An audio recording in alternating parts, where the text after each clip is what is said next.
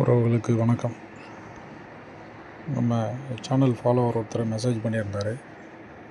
நான் இது வரைக்கும் ரசாயனம் தான் பண்ணிகிட்ருந்தேன், இயற்கை விவசாயம் பண்ண போகிறேன், முதல் படியாக என்ன பண்ணணும் அப்படின்னு கேட்டிருந்தார். அந்த வாதியை உங்களுக்கு பதிவாக போடுறேன்.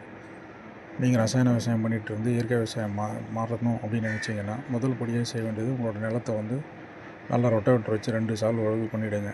சரிங்களா? 2 தடவை உழவு பண்ணிவிட்டு 20 25 கிலோ சரிங்களா பசுந்தாள் உரங்களை வந்து நீங்கள் விதையை வாங்கி வச்சிடலாம்.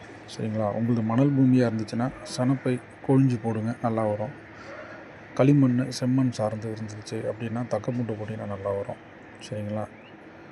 கலர் மண், ஒவ்வொரு மண், சரிங்களா, மற்ற வகை மண் எல்லாத்துக்குமே சேர்த்து ஏற்ற மாதிரி ஒரு விதைன்னு பார்த்தீங்கன்னா பசுந்தாள் உர விதைன்னு பார்த்தீங்கன்னா அவுரி நீலி அப்படின்னு சொல்லுவாங்க, அதை வந்து விதைக்கலாம். சரிங்களா?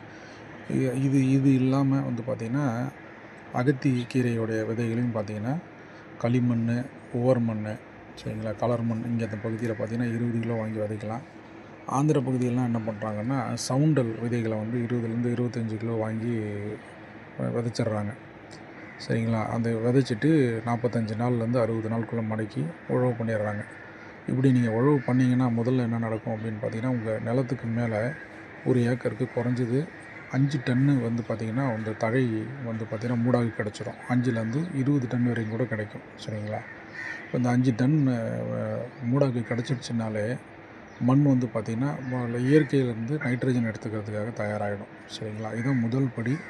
நான் அடுத்தடுத்து இதனால் என்னென்ன நன்மைகள் கிடைக்கும்ன்றது நான் அடுத்தடுத்த பதிவுகளில் போடுறேன். சரிங்களா? சேனல் பார்க்குறவங்க சப்ஸ்கிரைப் பண்ணிக்கோங்க. மற்றவங்களுக்கு இதை தகவல் வந்து பதிவு பண்ணுங்கள். நன்றி.